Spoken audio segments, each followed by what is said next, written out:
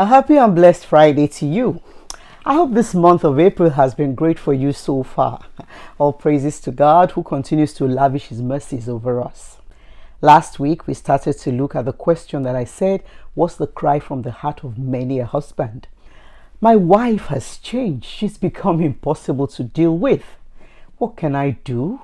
And if you recall, I signed off with a promise to explore the angle of the role of hormones in the determination of our emotions and reactions, and how God and His Word, the Bible, dictate all of this. Of course, the promise meant that I had to do a lot of studying and consulting, some experts in the field. And this has helped me to understand that there is a whole lot of studies and experiments done already and some ongoing that's available for us to glean from. But while a lot of these are psychological and maybe somewhat academic, exercises, what I will be doing in addition is exploring and emphasizing how God and the scriptures actually hold the overarching view in this matter. Now, for you to properly follow everything I'll be speaking to, you will need to listen to the last episode. That is, if you haven't done so already. So then, this is episode 63 of my YouTube channel, Ask Pastor Nike, and I am Nike Ayola. Let's go full speed ahead. A hormone is a chemical messenger that's produced in the human by an endocrine gland and is sent to different parts of the body with the purpose of exerting a specific effect or triggering some specific function in the targeted receptive organ. One common hormone that most of us will know about is insulin, right? That's produced in the pancreas and it helps to regulate blood sugars. For our purpose, we'll be looking at a special category of hormones known as the sex hormones.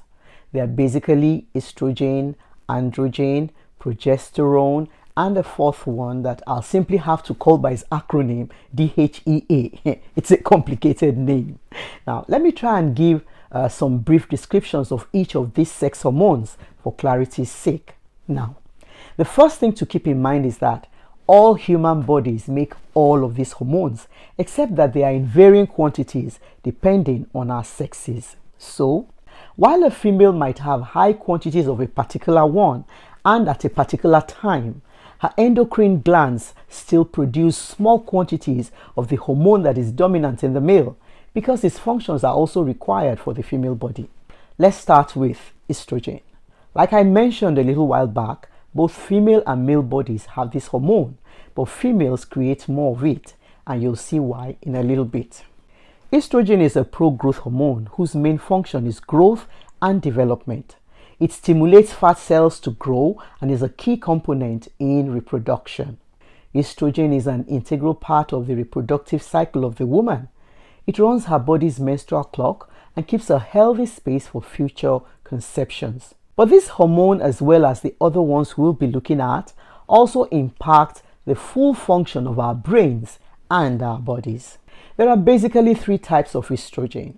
Estrone, also referred to as E1, this is a type of estrogen present in the body after menopause. Estradiol, which is known as E2, is the most common and most potent type of estrogen. It is produced by both males and females during reproductive years. And estriol, E3. Estriol is the hormone that regulates pregnancy. It helps the uterus grow and prepares the female body for delivery, among other functions that it has. Now, I believe we can see why the female body would need to produce more of estrogen now. The second sex hormone is androgen. All genders also make androgens, but it is the predominant hormone in males. In both males and females, androgens help with bone density, muscle mass, stamina and strength, puberty, red blood cell production, among other purposes that it has as well. Testosterone, also known as T, is the most common androgen in all genders, and other types include androstenedione, DHEA, DHEAS, and DHT. And I want you to pardon my usage of all these acronyms. These names are actually very long and somewhat complicated for my layman tongue. Testosterone supports libido, energy levels, memory, and overall well-being, and is the primary male sex hormone, like I said before. It is what contributes to men having deep voices, facial hair, broad shoulders, as males hit puberty, just as estrogen contributes to breast development, widening of the hips, and the general body curves, that we females have. Testosterone is present in females in smaller quantities. About 1/8 of the amount found in men is typically found in women. The third hormone is progesterone, and it's responsible for the regulation of the monthly menstrual cycle, the suppression of ovulation, and the ceasing of menstruation during pregnancy, among other purposes. Finally, we have DHEA, which is produced in the adrenal gland and the brain. Now, the body uses it to create testosterone and estrogen, and its production peaks up at about a person's early 30s and then declines from then onwards. I'm sure you've heard of the biological clock of a woman ticking away from a certain age. For long, these sex hormones were thought to be involved only in reproduction and the generation of secondary sex characteristics. But recently, there is mounting evidence to show that hormones causally contribute to a wide range of behavioral propensities and play important roles in various physiological processes. Now, this is not to say that everything about our lives then boils down to the vicissitudes of sexual hormones. Not at all. Because at the end of the day, even though they may exert strong influences, we are all still responsible for the choices that drive the directions of our lives. Let me try to list a few of the influences that are directly related to what we're talking about. Estrogen acts everywhere in our bodies, including in the parts of the brain that controls emotions.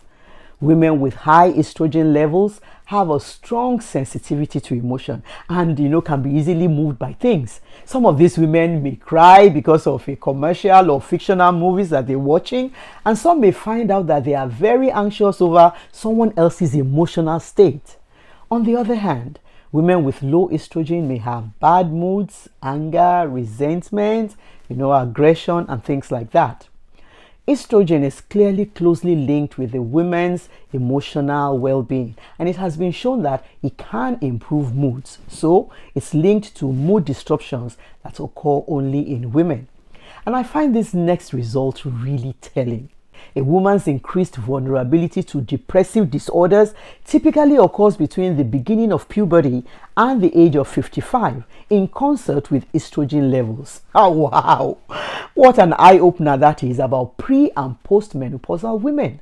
Now, let me run through the list for the male-dominant hormone, testosterone. There is a link between T and economic risk-taking, decreased anxiety, reduced depression, increased spatial abilities, and mental rotation. Interestingly, T enhances visual spatial memory in males and verbal memory in females. I believe this says a lot about how and why men are very often moved by what they see and women never forget what they hear. T plays a role in moral decision making and is actually linked to the following responses. Decreased aversion to risk. And I love the definition of risk from this study. It is the choice between an option that is less rewarding but more certain and another that is less certain but is potentially more rewarding. Could this be an eye-opener for why some of us women are absolutely poor risk takers? Another response is the increased threshold for conflict, for fear, for stress, and threat.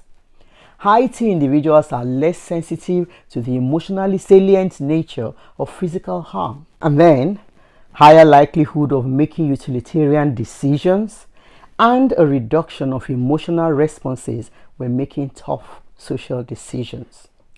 T has also been found to increase status-relevant aggressive behavior such as response to provocation. High levels of T can translate to being less generous and being tougher on offenders and offenses. Amazingly, testosterone levels decline in men upon attainment of fatherhood so that there can be increased sensitivity and care of the young. And lower levels of T is associated with more positive parenting outcomes. Whoa! There's so much to wrap our minds around from all of this. For me, one thing that I was floored by is how God has perfectly orchestrated every minute detail of our lives and our physical bodies. It is both amazing and humbling. You know, at the beginning, I defined hormones as chemical messengers. But after all of this, I couldn't help but redefine them as heaven's messengers that are sent to various organs in our bodies to empower them to perform their God-ordained functions. Estrogen not only prepares the female for childbearing and nurturing physically, but emotionally as well, by making her softer, more sensitive, more empathetic, and more inclusive. Dare I say that no woman who takes her gender role very seriously and has tasted motherhood should have more than one child, not with the complete upheaval that she has to go through, but for the presence of such hormones as estrogen. And testosterone also empowers the males to be adequate providers for their families and to function appropriately in leadership. And that's a role that is meant for no pushovers or softies, believe me. From one of my favorite chapters in the Bible, Psalm 139, is a verse that says we are fearfully and wonderfully made. I just want to read it from the Passion Translation. Verse 14 of this chapter says, I thank you, God, for making me so mysteriously complex. Everything you do is marvelously breathtaking. It simply amazes me to think about it. How thoroughly you know me, Lord. Awesome, awesome. And I hope all of this make you want to worship him too. He truly is the amazing God, and our creation proves it over and over again. Now I'm all fired up, but I'm going to have to roll over the answers to the question until next Friday, because I am sure that a lot of us are itching for me to round up. I know you will agree it's been quite a stretch and there's a lot that we have to look at again. Let me just leave you all with this poser. Why do we observe that couples, especially older ones, end up looking more and more alike, both physically and character-wise? See you all next Friday. Remember, you're a beautiful reflection of God's awesome wonders. Peace.